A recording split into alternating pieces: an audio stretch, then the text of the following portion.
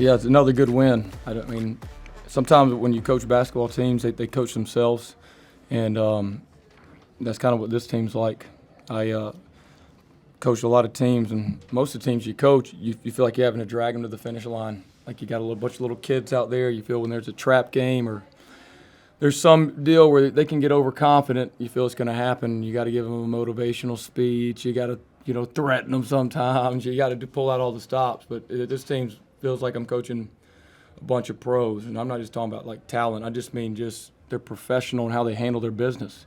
Like they want it just as bad as I do, and vice versa. I told them in the locker room, y'all let me know what we need to be doing, because that's what kind of team we got. We got a bunch of veterans, and there's just not many letdowns at all with this group. They just know the drill. And when you got a group like that, man, I tell you, it's so enjoyable to coach. It's just you're just a part of it with them, and, it's just very few letdowns. In regards to the game, we had a very good second half. As we know, we got a lot of depth. It's not surprising that we run away in the second half a lot of times. We got a lot of good players that come there and play really hard.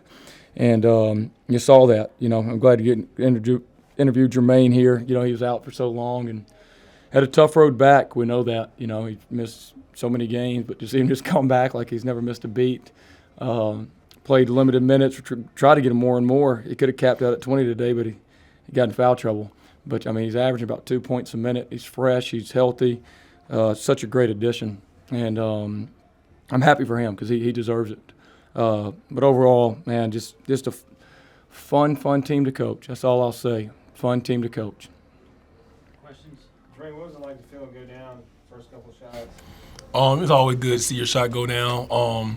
Just getting stops. That's how we create our offense. Just get the pressure on defense, get them turning the ball over, and then it create offense for us.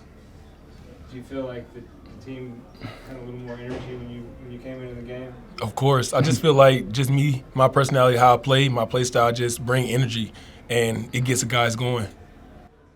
Coach, talk about the work defensively. I remember last time we were in here after the locker room game, you challenged your guys to get better on that end. Just talk about what you've seen from that group ever since that game compared to now. Yeah, if you look at it, we played Chattanooga, who's one of the best three-point shooting teams in the country, and made threes per game. And then we played Greensboro, and then we played Western, and we held them to 4 threes tonight.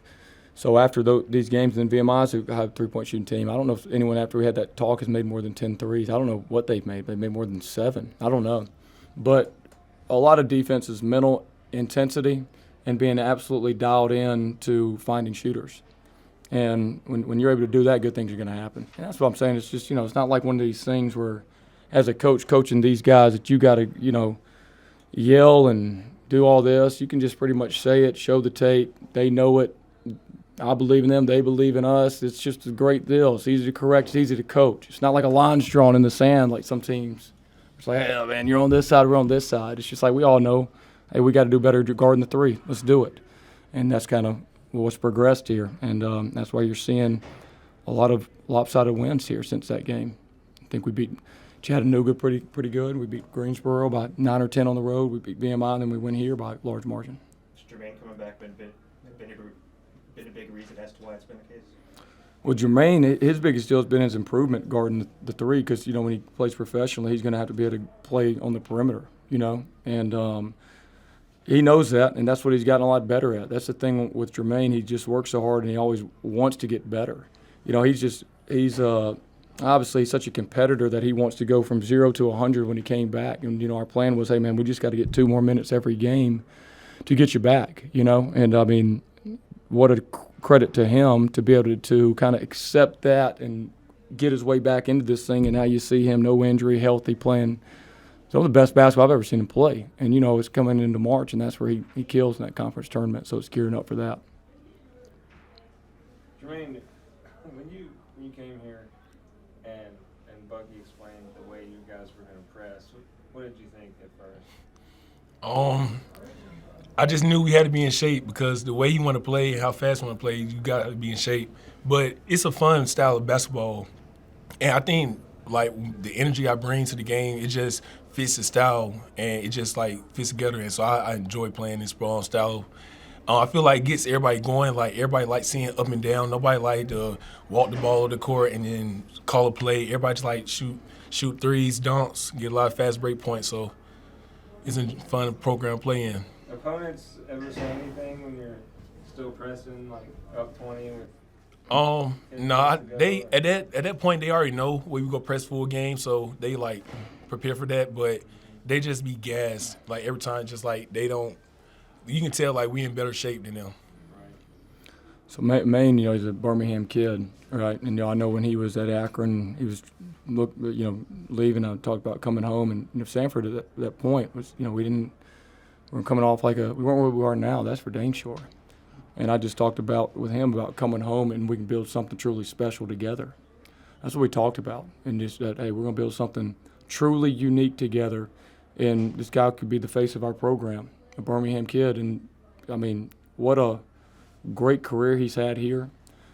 But how awesome is it that he was the guy who came back home to get Samford's basketball program to where it is now, a homegrown kid who many people didn't give a chance to coming out of high school at all, right? He was a high school kid who came to my fall leagues and went prep school, then went JUCO, then D1, wasn't playing a ton there, came back here, and he's been, if not the best, one of the very best players in the league.